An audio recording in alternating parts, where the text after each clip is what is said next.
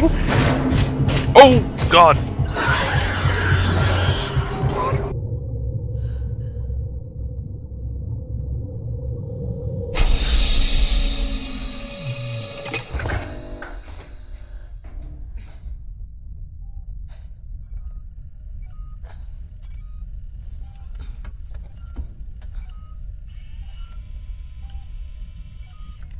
Hello there, my name is Noxman. I thought I'd just give it a go recording some gameplay. And of course, as you can see here, when we start out, everything's really lovingly recreated. These things are everywhere. I know it's a reference, but there's quite a lot of them. Now we're at the beginning of the game now, and obviously you wake up and you're justifiably a little bit nervous, but there's nothing to worry about yet. You're actually on a ship on its way to Nostromo. Here's the map. Save points are quite handy. They're quite noisy. You can hear them like all the way across a large room, which is quite a nice effect, especially when you're in a dangerous area and you can hear that save point all the way across. And they also tell you if there's hostiles nearby, so there's no safe zone because you're at a save point. No, either the save point says there's hostiles nearby or that there isn't, and it's up to you whether you want to make the decision to save there or not. And it can be dodgy, especially when the alien comes into play. Oh, let's not waste water. Now, something I didn't notice, wrong way. Something I didn't notice when I first played this is notice we've got these kind of vent holes everywhere. Well, you would have thought they would cover those up. Really, you don't generally have just open vents, but it's quite nice. They've placed these absolutely everywhere, and this is the alien's go-to method of transportation. It jumps up into the vents, and you can hear it clattering about as it crawls around.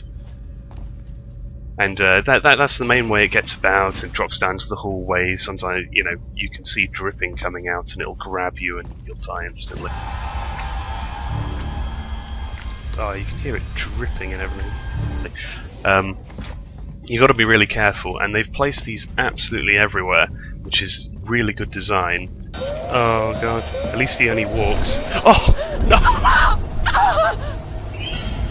Because many games seem to fall into the, personally I think, rubbish habit of really laying out everything for you. Seriously making everything very obvious. If you do this, you are hidden, that sort of thing.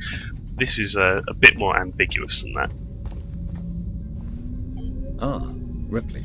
Samuels, did you wake up early? Well, I don't really need as much sleep as the rest of you. I was just inspecting the Torrens facilities. Now, I'll forgive the guy's lip-deceing just here. He is supposed to be an android. Yes. He's got suitably cold eyes.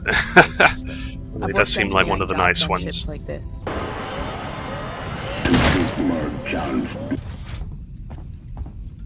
Taylor, good morning. Ripley, it's certainly not good. I very much doubt it's morning either. She's a crybaby. Sorry. I feel like death. I don't know how you people put up with hypersleep regularly. Yeah, I'm not going to get used to it.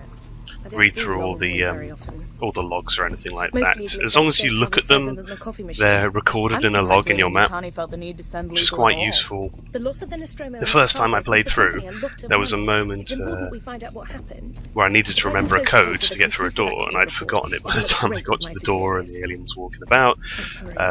That was insensitive. I didn't realise they were stored in your log. That would have saved me a lot of trouble. 15 years and you... It's okay. Looks like we're up. Oh, I was actually going the right way. I was just walking about.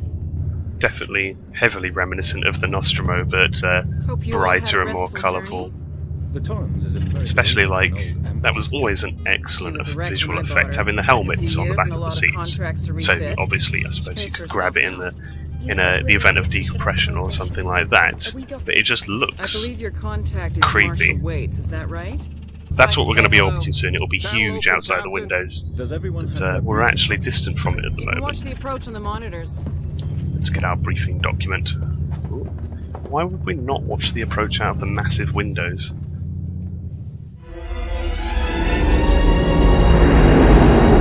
That's Sevastopol. Again, brilliant design. I love the sprawling tower design with the bridges between them. Is that damage? It looks like damage. I'm not sure what they're looking at to see the damage. I can't see anything. Looks like the dry dock bay is screwed. I can't bring the Torrens into that. Stand by. My contract doesn't cover bloody spacewalks. It's the only option, and it's perfectly safe if you do what I tell you. There was an explosion, we got separated, I managed to get into the space station, essentially.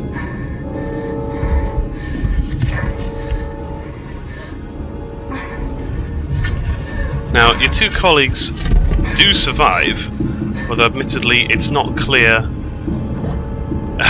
how they did so. The explosion that they're in heavily implies that they go absolutely flying off into space. Not sure how they would have survived that. I mean, we were on kind of a wire, so maybe they did manage to stay clung to it. But when you meet them, they don't elaborate on how they managed to survive, which is a bit odd. Here we are in Sevastopol. And of course, when you first come in here, it tells you that the save point will warn you if there's enemies nearby. So the first thing you do is go, oh god, does it say there's enemies nearby? Am I going to be immediately killed? I've been enjoying the fact that the game hasn't used just being pitch black all of the time as some kind of crutch to make it scary. No, it's mainly about suspense and the fact that you have to get away whenever you actually do anything. Whenever the alien's about it, it's about getting away. It's about hiding and creeping past and running if you really have to. I have run a few times. Obviously, it's not advisable. You make so much noise. Really, really, really nice effects there. The lighting is fantastic.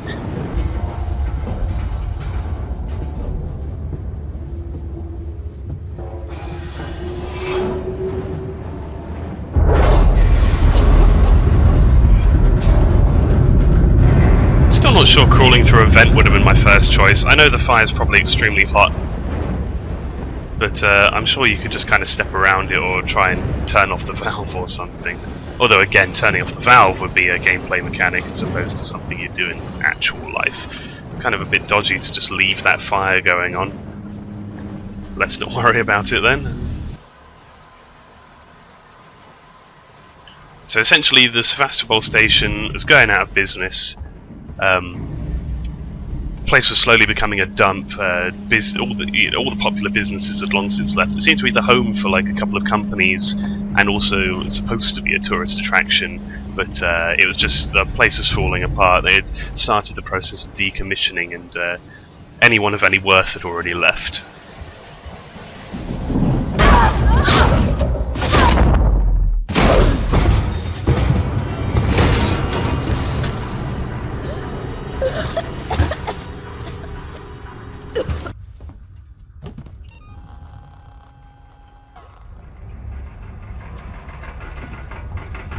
Now, you don't really need it. Other than this bit in the entire game so far, maybe I've got the gamma too high, but the lights just haven't turned off much. I just simply haven't used the flare at all.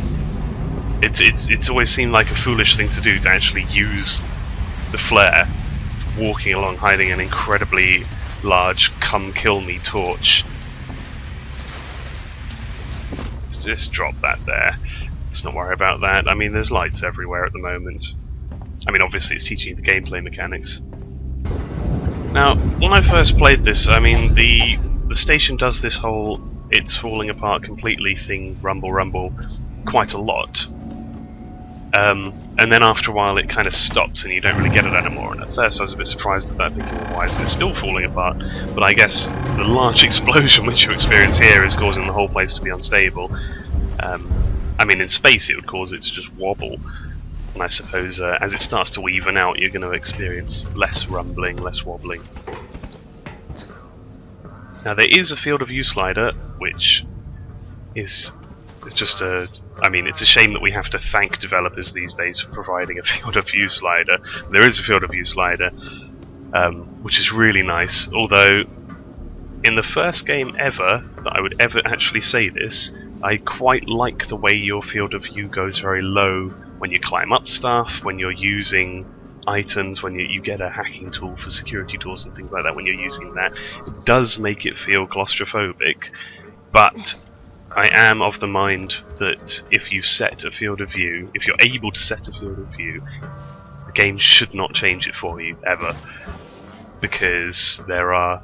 Hello? Anyone here? Nope.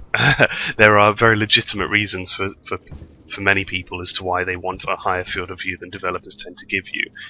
Obviously, there's the quote-unquote debate. Personally, I don't think there's any debate at all. I sit about 1.5 feet away from my monitor, and a larger field of view means I don't get a splitting headache, because a lower field of view is the game simulating your cone of focus. There's some great videos about it, but it's the game simulating your cone of focus when you're sitting 5 feet away.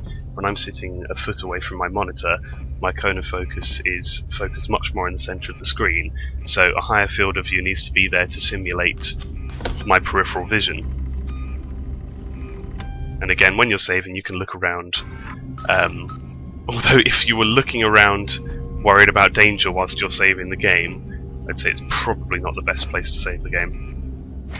On occasion, I have saved when there's been hostiles nearby, quote-unquote hostiles nearby, and it hasn't really been a problem so far, unless you're really dumb, stomping about, sprinting about to get to a save game. You're not really going to have any trouble. When this shit's over, waits up. There's some people. That's just there to freak you out. Unfortunately, the door's locked. They come from a locked door and run through a door that then locks. You don't get to meet them.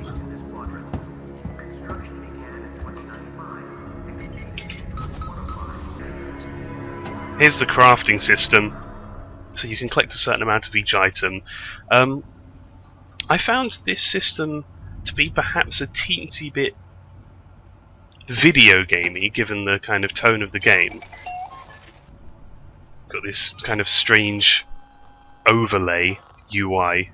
The map could reasonably be a little console you hold or something like that, but this is sort of one of the very few things that reminds you that this is in fact a console game. Radial menus, something that really doesn't work very well on PC when you're playing with a mouse. But you can, when we've got more items, you can bind whatever you want to numbers 1 to 6. I don't know why 7, 8 and 9 are cut off, but you can bind them to 1 to 6, so that's a nice little added thing. And your main quote-unquote weapons can also be scrolled through just using the mouse wheel. This area is fantastic. What the hell happened here? And just the big old windows, the kind of impression that this is more of a touristy place, a spaceflight terminal. Huge windows with the gas giant in the background. Creepy, swirling gas giant.